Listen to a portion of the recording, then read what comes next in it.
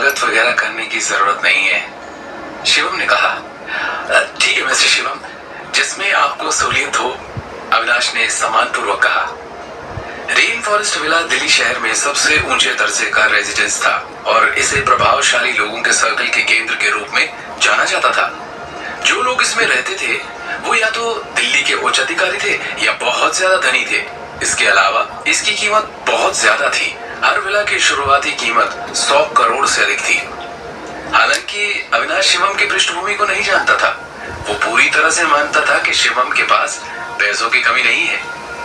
जिस star real estate company को वो नियंत्रित कर रहा था वो रेन फॉरेस्ट विला में थी और उसके कुछ शेयर्स भी उसके कब्जे में थे। इसलिए उसके पास शिवम के लिए एक उच्च श्रेणी के विला की व्यवस्था करने का अधिकार था। बेशक इसके लिए उसे भारी कीमत चुकानी पड़ेगी, उसे कुछ संसाधन और एहसान खर्च करने होंगे, लेकिन उसे शिवम जैसे धनी क्लाइंट से दोस्ती करनी थी क्योंकि उसके पास मदद के लिए एक बड़ा अनुरोध था। वो कोई भी कीमत देने को तैयार था। शिवम सर, आपने आज आधी रात यूं अचानक एक विला खरीदने का मन क्यों बनाया? अविनाश ने अस्थायी रूप से पूछा। वास्तव में वो शिवम के बारे में जानने के लिए भी उत्सुक था। वो उसका पहला ऐसा क्लाइंट था जिसके पास अथाह पैसा था। हालांकि शिवम साधारण गाड़ी से आता जाता था, कपड़े भी लापरवाही से पहनता था। उसका वाटर गार्डन वाला घर भी अपेक्षाकृत सामान्य जगह पर साधारण ही माना जाता था। उसने लापरवाही से एक बैंक कार्ड फेंक दिया था और उसके बैंक अकाउंट में 200 करोड़ से ज्यादा रुपए थे। इसका क्या मतलब था? मुझे घर से निकाला गया है, मेरे पास रहने के लिए जगह नहीं है, शिवम ने लापरवाही से कहा। आपको आपके घर से ही निकाल दिया? सर, किसकी हिम्मत हो गई? अविनाश की आंखें आश्चर्य और अविश्वास से भर गई। अविनाश ने सोचा ये शिवम को खुश करने का एक मौका है। उसने गंभीरता से कहा, शिवम सर, वाटर गार्डन हमारी कंपनी की संपत्ति है जिसमें 100% इक्विटी है। मैं अभी भी वहां बात करके उसका दिमाग ठिकाने लगा सकता हूँ। उसने और कुछ कहने की हिम्मत नहीं की। नौ सिटी में, विशेष रूप से वाटर गार्डन में, अविनाश को विश्वास था कि उसके पास कुछ शक्ति है। मेरी सास ने निकाला है मुझे, शिवम ने एक आत्महीन मुस्कान के साथ कहा। अविनाश स्तब्ध रह गया। वो नहीं जानता था कि अब क्या बोले। उसने एक पल सोचा। उसने भी पहले शिवम के बारे में ऐसा ही सुना था कि वो नारंग परिवार का बेकार दामाद है और वो एक कायर है, परिवार में उसकी कोई इज्जत नहीं। अविनाश को हंसी आ गई। क्या नारंग परिवार के लोगों की पसंद इतनी खराब थी? शिवम इतना शक्तिशाली आदमी था, फिर भी उसे बेकार दामाद कहते हैं। उसे घर से निकाल दिया। शिवम सर, आप शांत रह गए। भले इंसान है आप। अविनाश अजीब तरह से मुस्कुराया। उसने एक और सिगरेट निकाली और शिवम के लिए जलाई। शिवम ने सिगरेट का एक कश लिया। उसने अविनाश को देखा। ये आदमी वास्तव में होशियार था। अविनाश, ओशियन रियल एस्टेट के पीछे कौन है? शिवम ने लापरवाही से पूछा। अविनाश को यकीन था कि वो आज रात रेन फॉरेस्ट विला के अंदर जाने में उसकी मदद करेगा। इसका मतलब था कि स्टार रियल एस्टेट कंपनी ने रेन फॉरेस्ट विला में पैसा लगाया होगा। पर दिल्ली शहर के इस शीर्ष विला वैसे ही थे। उसने पूछा, और तुम्हारी पत्नी? सालों से कोई रिश्ता नहीं हमारे बीच, हम केवल नए साल के दौरान मिले थे। अविनाश की आंखें प्रतिशोध से भरी थी। अपने खून की आखिरी बूंद तक मैं सिंघानिया परिवार के लिए सिर्फ पैसे कमाने का एक साधन हूं। उन लोगों ने मुझे अपने परिवार में इसलिए लिया क्योंकि मेरे दादाजी नॉर्थ प्रोविंशियल समिति में एग्जीक्यूटिव थे। जैसे ही उन्होंने समिति छोड़ी, मेरी वहां कोई इज्जत नहीं रही। मैं खुद से ही स्टार रियल एस्टेट ग्रुप बनाया, लेकिन सिंघानिया परिवार की कठपुतली बनकर रह गया। अविनाश ने बेबसी से मुस्कुराकर कहा। शिवम ने सिर हिलाया और कहा, मैं तुम्हें एक मौका दूंगा, अपने हाथों से सिंघानिया परिवार को बर्बाद करने का मौका। अविनाश ने अचानक अपना सिर उठाकर शिवम की ओर देखा। उसकी आंखें चमक उठी और खून में जोश आ गया।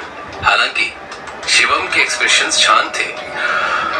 Thank you Shivam sir, Avinash ने गंभीरता से कहा। शिवम ने थोड़ा सिर हिलाया। उसे सिंघानिया परिवार को जड़ से काटने के लिए अविनाश को ब्लेड की तरह इस्तेमाल करने में कोई आपत्ति नहीं दिखी। वो बात करते करते चल पड़े। अविनाश ने कार का दरवाजा खोला, शिवम को बिठाया। दोनों रेन फॉरेस्ट विला टाउनशिप में पहुंचे। दिल्ली शहर के बाहर भीड़ भाड़ से दूर ये टाउनशिप एक शांत और काफी विशाल क्षेत्र में मौजूद था। जैसे कि नाम है, टाउनशिप को रेन फॉरेस्ट जैसा रूप दिया गया था। शहर की तपती गर्मी और धूप इसे छू भी नहीं पाती थी, क्योंकि ये सैकड़ों पेड़ों के बीच घिरी हुई थी। जगह जगह झील बनाई गई थी, आर्टिफिशियल बारिश का इंतजाम था। पेड़ों पर फल फूल, कई प्रकार के पक्षी। ये नजारा देखकर कोई नहीं कह सकता था कि ये जगह किसी शहर में है। शिवम ने रेन फॉरेस्ट विला पर एक नजर डाली। ये शानदार था। उसके जैसे और विला को एक पंक्ति में व्यवस्थित किया गया था। पेड़ पौधों ने पंक्ति को घेर रखा था। विला बाहर से महंगी सामग्री से बने उच्चतम तरीके के फार्म हाउस लग रहे थे। आधे घंटे बाद आलीशान रेन फॉरेस्ट विला के अंदर शिवम तीसरी मंजिल की बैल्कनी पर अपनी पीठ के पीछे हाथ रखकर खड़ा था। वो दूर से नीचे बहती झीलों को देख रहा था। सर उठाया तो टाउनशिप के बाहर दूर दिल्ली शहर की हलचल वाली जिंदगी नजर आई। ऊंची इमारतें, तेज रोशनी। वहां देखकर रेन फॉरेस्ट विला को देखना आंखों को ठंडक देता था। शिवम काफी संतुष्ट था। उसने जो विला खरीदा वो 1000 स्क्वायर मीटर से अधिक का था।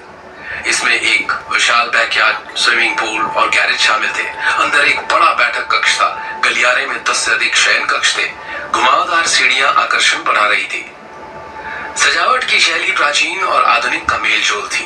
महंगे आरामदायक फर्नीचर, खूबसूरत ऊंचे पर्दे, मखमली कालीन, अंतरराष्ट्रीय पेंटिंग्स। ये बेहद आलीशान था। इसे हासिल करने के लिए शिवम ने 110 करोड़ खर्च किए थे। ये निश्चित रूप से दिल्ली का सबसे आलीशान विला था। इस समय अविनाश ने दरवाजा खटखटाया। अंदर चलकर वो शिवम के पास आया और झुककर कहा, शिवम सर, इस विला के लिए प्रक्रियाएं पूरी कर ली गई हैं। यहाँ के कुछ नियम हैं। आपकी पहचान गुप्त रखी जाएगी। बोलते समय अविनाश ने बगल में चाय की टेबल पर दस्तावेजों और सूचनाओं का एक बड़ा ढेर रख दिया। शिवम एक बड़ी कुर्सी पर बैठा था। उसने हल्के से कहा, अच्छा काम किया तुमने। आओ बैठकर चाय P low. Thank you sir. Avinash एक कप चाय ले आया और दोनों हाथों से पकड़कर खड़ा रहा। उसने बैठने की हिम्मत नहीं की। शिवम ने अविनाश को देखा और उदासीनता से पूछा, मैं चाहता हूं तुम फिर से स्टार रियल एस्टेट पर अकेले शासन करो और सिंघानिया परिवार को खदेड़ दो। ऐसा करने के लिए तुम्हें कितने संसाधनों की जरूरत पड़ेगी? शिवम ने पहले इस बारे में सोचा था। Star real estate company north India के रियल एस्टेट उद्योग की सबसे बड़ी कंपनी थी। इस शहर में भले ही ये एक बड़ी कंपनी नहीं थी, पर छोटी भी नहीं थी। एक अरबपति फाइनेंशियल ग्रुप, सिंघानिया परिवार जैसे 100 साल पुराने परिवार के लिए ये पैसे का एक छोटा स्रोत नहीं था। अगर अविनाश आसानी से इस पद को संभाल सकता है और कंपनी टेक ओवर कर लेता है तो सिंघानिया परिवार असहज हो जाएगा। उसने पहले ही तय कर लिया था कि वो सबसे पहले अविनाश को सिंघानिया परिवार में छुरी की तरह इस्तेमाल करके घोपेगा। अविनाश की अभिव्यक्ति में भारी बदलाव आया। उसकी आंखों में जो उत्साह था उसे छुपाना मुश्किल था। उसका हाथ जो चाय की प्याली को पकड़े हुए था थोड़ा कांप रहा था। शिवम सर ने जो प्लान बनाया है वो उसके लिए एक सुनहरा मौका था। वो काफी उत्सुक था। उसे उम्मीद नहीं थी कि शिवम सर इतने बोल्ड होंगे। जब उसने कहा कि वो सिंघानिया परिवार को छूना चाहता है तो उसने बिना किसी हिचकिचाहट के व्यवस्था करने का फैसला कर लिया।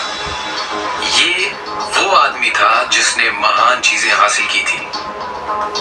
लंबे समय तक वजन करने के बाद अविनाश ने गंभीरता से कहा, मैं स्टार रियल एस्टेट ग्रुप में सभी व्यवसायों को संभालने वाला व्यक्ति हूँ। जितने बड़े और छोटे शेयरधारकों का इस ग्रुप में निवेश है वो भी मैंने अपने हाथों से किया था। वो सभी इस सर्कल में मेरे कनेक्शंस और दोस्त थे। सिंघानिया परिवार को केवल पैसे लेने की परवाह थी। इस बिजनेस का इंचार्ज दर्श सिंघानिया पैसों का भी इंचार्ज था। वो साला जिसे काम नहीं आता मुझ पर ऑर्डर चलाने लगा। सच कहूं तो मैं इस परिवार को एक झटके में बोर्ड ऑफ डायरेक्टर से बाहर फेंक दूं, लेकिन ये करके मैं कंगाल हो जाऊंगा। बस मुझे बताओ कि तुम्हें कितने पैसे ने शांति से कहा। अविनाश ने लंबे समय तक सोचा और दृढ़ता से कहा, मुझे संचालन के लिए केवल 1 बिलियन की जरूरत है। मैं आराम से कंपनी में सिंघानिया परिवार के लगाए हुए सभी लोगों को पूरी तरह से साफ कर सकता हूं। मैं अकेले निदेशक मंडल को नियंत्रित कर सकता हूं और कटौती भी कर सकता हूं। स्टार रियल एस्टेट ग्रुप से सिंघानिया परिवार का नियंत्रण पूरी तरह खत्म हो जाएगा।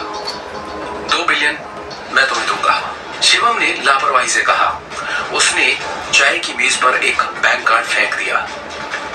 तुम इस कार्ड का पासवर्ड जानते हो। ये वही ब्लैक गोल्ड कार्ड था जिससे उसने वाटर गार्डन में घर खरीदा था। अविनाश ने अपनी मुट्ठी बांध ली और कार्ड को गंभीरता से लिया। उसने झुक कर कहा, शिवम सर, मैं आपको निराश नहीं करूंगा। दिमाग से काम लेना। सिंघानिया परिवार से डरने की जरूरत नहीं है तुम्हें, शिवम ने शांति से कहा। अविनाश की आंखें चमक उठी। अब जब शिवम गांधी उसके साथ है, वो स्टार रियल एस्टेट कंपनी को आसानी से नीचे ला सकता है और सिंघानिया परिवार से अपना बदला भी ले सकता है। शिवम सर, मैं गारंटी देता हूं कि स्टार रियल एस्टेट ग्रुप 1 हफ्ते के अंदर सभी मालिकों को बदल देगा। भविष्य में मैं आपके लिए नॉर्थ इंडिया बिजनेस की अच्छी देखभाल करूंगा, अविनाश ने गंभीरता से कहा। शिवम ने कुछ सोचते हुए सर हिलाया। क्या अविनाश अपने और शिवम के बदले के सफर की अच्छी शुरुआत करेगा? क्या अंजाम होगा सिंघानिया परिवार के साथ छेड़ी गई इस जंग का? क्या शिवम दृष्टि की जिंदगी में वापस नहीं जाएगा?